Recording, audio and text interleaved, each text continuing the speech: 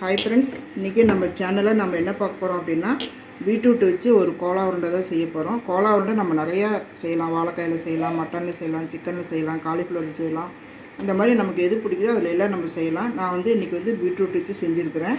நீங்கள் இதேமாதிரி கேரட் வச்சு கூட நீங்கள் செய்யலாம். இங்கே பாருங்கள் எவ்வளோ சாஃப்டாக இருக்குதுன்ட்டு. ஒன்று எடுத்து பிச்சு காமிக்கிறேன் பாருங்கள்.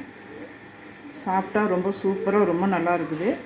இதே மாதிரி நீங்களும் செஞ்சு குழந்தைங்களுக்கு கொடுங்க. பீட்ரூட் சாப்பிடாத குழந்தைங்களுக்கு இந்த மாதிரி செஞ்சு கொடுங்க. ரொம்ப நல்லா இருக்குது. கோலா உருண்டைன்னு சொல்லி கொடுத்திங்கன்னா மட்டன் கோலா உருண்டை மாதிரியே இருக்குது. அதே டேஸ்ட்டு, அதே இது உருண்டை எல்லாம் அதே மாதிரியே இருக்குது. செய்யறது ரொம்ப ஈஸியாக இருக்குது. இது எப்படி செய்கிறது அப்படின்ட்டு வாங்க ஃப்ரெண்ட்ஸ், வீடியோக்குள்ளே போய் பார்க்கலாம். இந்த வடை செய்கிறதுக்கு நான் ஒரு கப்பு பீட்ரூட், நீங்கள் எந்த கப்பில் வேணாலும் எடுத்துக்கோங்க. ஒரு கப்பு பீட்ரூட் தோல் சீவி கழுவி துருவி வச்சுருக்கிறேன். அதுலேயே அதே கப்பில் ஒரு கப்பு பொட்டுக்கடலை பைண்டிங் தான் நம்ம சேர்த்துறோம். அதனால் கொஞ்சம் எச்சாகவும் கம்மியாக இருந்தால் கூட பரவாயில்ல. நம்ம நல்லா டைட்டாக பிடிக்கிற அளவுக்கு நமக்கு நல்லா வரணும், அந்த அளவுக்கு வேணும். அதுக்குனால நான் ஒரு கப்பு எடுத்துருக்குறேன். இப்போ தாளிக்கிறதுக்கு ஸ்டவ் பற்ற வச்சு எண்ணெய் ஊற்றிக்கிறோம் ஒரு ஸ்பூனு. இது கொஞ்சம் எண்ணெய் காயிட்டும். அதுக்குள்ளே இதெல்லாம் வேணும்னு சொல்லிடுறேன். ஒரு ஸ்பூன் சோம்பு, ஒரு பட்டை, 2 கிராம்பு, 2 ஏலக்காய் இது வேணும். அப்புறம் ஒரே ஒரு வெங்காயம், பெரிய வெங்காயம், ஒரே ஒரு பெரிய வெங்காயம் 1 கட் பண்ணி வச்சுக்கிறேன். ஒரு 5-6 முந்திரி இது வேணும். அப்புறம் கொஞ்சமாக தேங்காய் திருவல், ஒரு டேபிள் ஸ்பூன் தேங்காய் திருவல் வேணும். இவ்வளோதான் வேணும். இது நான் ஃபஸ்ட்டு இதெல்லாம் போட்டுக்கலாம். இந்த சோம்பு, பட்டை, கிராம்பு, ஏலக்காய் இதை போட்டுக்கலாம். இது கொஞ்சம் வதங்கினதுக்கப்புறம் அடுத்தது வெங்காயம் போட்டுக்கலாம். கொஞ்சம் கொத்தமல்லி வேணும். இந்த வெங்காயமும் முந்திரியும் போட்டுக்கலாம்.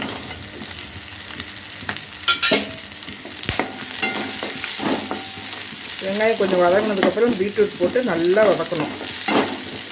கொஞ்சம் வெங்காயம் வதங்கிட்டோம். வெங்காயம் இந்த அளவுக்கு வதங்கிடுச்சு. இப்போ இது கூட நான் ஒரு 3 வரமிளகாய் எடுத்து வச்சுருக்கிறேன். இதை நம்ம கட் பண்ணி போட்டுக்கலாம். இப்படியே போட்டாக்கா வதங்கும்போது அந்த பக்கம் தெரிக்கும். நான் கட் பண்ணி போட்டுக்கிறேன்.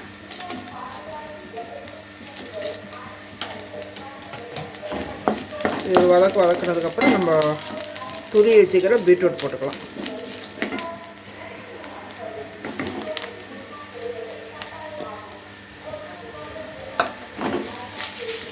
இது தண்ணி நல்லா கொஞ்சம் ட்ரையாக வதக்கணும், தண்ணி இல்லாமல்.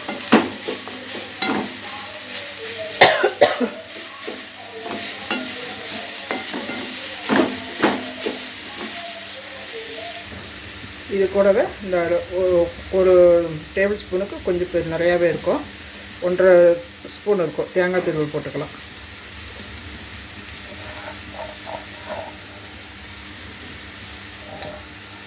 இப்போ இதை போட்டு நல்லா வதக்கிட்டு நீங்கள் வரமிளகாயோட பச்சை மிளகாயும் 2 சேர்ந்து போட்டுக்கலாம். என்கிட்ட பச்சை மிளகா இல்லாதனால நான் வரமிளகாயே போட்டுக்கிட்டேன். நீங்கள் இதோட வரமிளகா, பச்சை மிளகா இது ஒன்று கம்மி பண்ணிவிட்டு ஒரு பச்சை மிளகா இது போட்டுக்கலாம். இது கூட இந்த கொத்தமல்லி காம்பு இருக்குது பாருங்கள், இந்த காம்பும் போட்டுக்கோங்க, நல்லாயிருக்கும். இந்த காம்பெல்லாம் வேஸ்ட் பண்ணாதீங்க. இந்த மாதிரி வடை செய்யும்போது ரசத்துக்கு, ரசம் சீரகம் நுணுக்கும்ல, அது கூட எல்லாம் நீங்கள் சேர்ந்து போட்டுக்கலாம். இது நல்லா வதக்கிட்டு ஆற வச்சு நம்ம மிக்சியில் அரைக்கணும். தண்ணியெலாம் ஊற்றாமல் தான் அரைக்கணும். ஏன்னா நம்ம தண்ணி பீட்ரூட்டில் இருக்கிற தண்ணியே நம்ம சுண்டணுக்காக தான் நல்லா வதக்கிட்டு இருக்கிறோம். தண்ணி ஊற்றாமல் தான் நீங்கள் கொஞ்சம் தள்ளி விட்டு அரைக்கணும். இப்போ பாருங்கள், இந்த அளவுக்கு நல்லா ட்ரை ஆகிடுச்சு. இந்த பீட்ரூட்டில் இந்த தண்ணியெலாம் எதுவுமே இல்லை, நல்லா ட்ரை ஆகிடுச்சு. இப்போ இதை நம்ம ஆற வச்சு நம்ம அரைக்கணும். அரைச்சிட்டு இதோட உப்பு, அரைச்சிட்டு வந்ததுக்கப்புறம் உப்பு, பொட்டுக்கடலை மாவு எல்லாம் போட்டு நல்லா மிக்ஸ் பண்ணி எண்ணெயை காய வச்சு உருண்டையாக உருட்டி போட வேண்டியதான். பீட்ரூட் கோலா உருண்டை ரெடி ஆகிடும். அவ்வளோதான். இதை நான் ஆற வச்சுட்டு அரைக்கிறேன். இப்போ பாருங்கள், நல்லா அரைச்சிட்டு வந்துட்டேன். அரைச்சிட்டு வந்ததுக்கப்புறம் இதுக்கு தேவையான அளவு உப்பு போட்டுக்கலாம். பார்த்து போட்டுக்கோங்க, உங்களுக்கு தகுந்த மாதிரி போட்டுக்கோங்க. இதுலேயே நான் இந்த பொட்டுக்கல்லையை அரைச்சிட்டு வந்துட்டேன். இதையே கொஞ்சம் போட்டுக்கலாம். கொஞ்சம் கெட்டியாக வர வரைக்கும் போட்டுக்கோங்க. எவ்வளோ வேணுமோ அந்த அளவுக்கு போட்டுக்கோங்க. இதிலே கொஞ்சமாக கொத்தமல்லி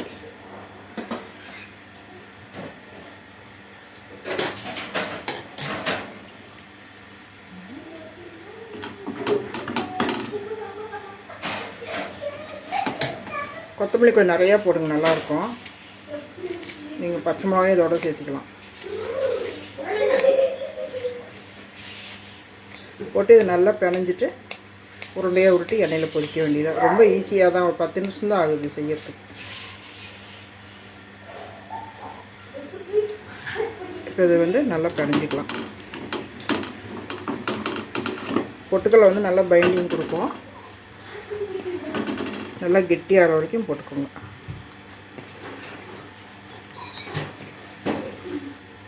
கொஞ்சம் போட்டு பாருங்கள், கெட்டியாக ஆயிடுச்சு அப்படின்னாக்கா விட்டுருங்க. நீங்கள் அரைக்கும்போது உங்களுக்கு ரொம்ப கெட்டியாகிடுச்சு, ரொம்ப வதக்கிட்டீங்க அப்படின்னா கொஞ்சமாக ஒரு 1/4 டம்ளர் தண்ணி ஊற்றி அரைச்சிக்கோங்க. எனக்கு கொஞ்சம் இதாக இருக்குது, இன்னும் கொஞ்சம் நான் போட்டுக்கிறேன்.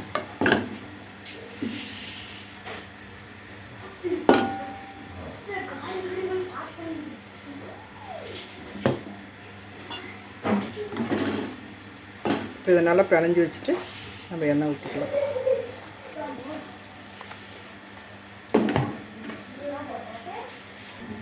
இப்போ பாருங்கள், நான் அடுப்பு பற்ற வச்சு ஒரு கடாயை வச்சு எண்ணெய் ஊற்றிருக்கிறேன்.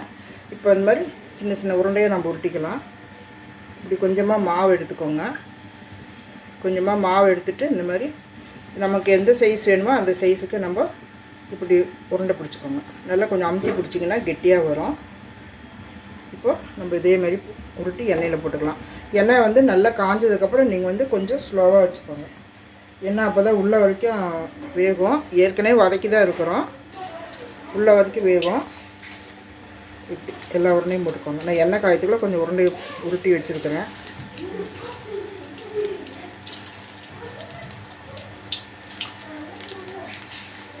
இப்படி பொறுமையாக எல்லா உருண்டையும் போட்டுக்கோங்க. ஒரு பக்கம் வெந்தோடனே இப்படி மெதுவாக நறுக்கி விடுங்க. இந்த பபிள்ஸ்லாம் அடங்கினதுக்கப்புறம் நம்ம எடுத்துடலாம்.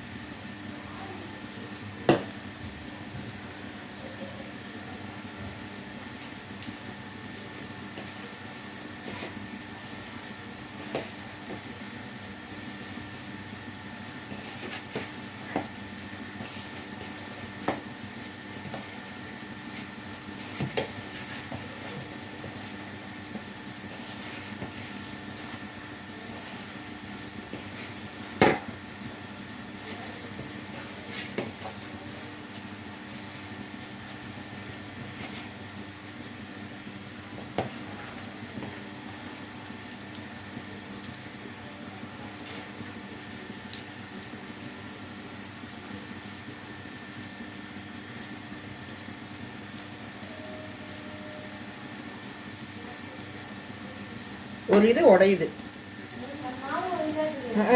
அதனால் இன்னும் கொஞ்சம் பொட்டுக்கடலை மாவு போட்டேன். கொஞ்சம் மீதெல்லாம் நல்லா இருக்குது, 1 2 உடையுது. இது கொஞ்சம் இடம் வா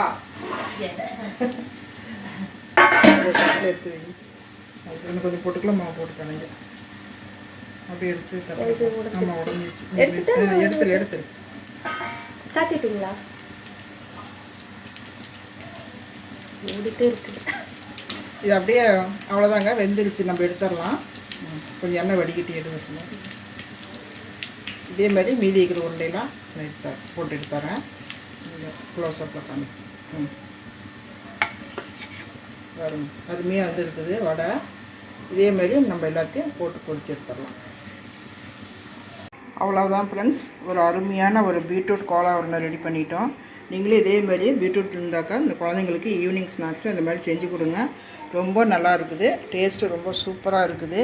இது கோலா உருண்டைன்னு சொல்ல முடியாது, அந்தளவுக்கு மட்டன் கோலா உருண்டை மாதிரியே இருக்குது.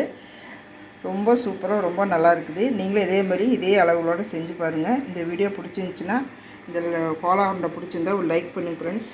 சப்ஸ்கிரைப் பண்ணுங்கள். அப்படியே பக்கத்தில் இருக்கிற பெல் பட்டனையும் கிளிக் பண்ணிவிட்டு சப்போர்ட் பண்ணுங்கள் ஃப்ரெண்ட்ஸ். மீண்டும் அடுத்த வீடியோவில் சந்திப்போம். நன்றி, வணக்கம்.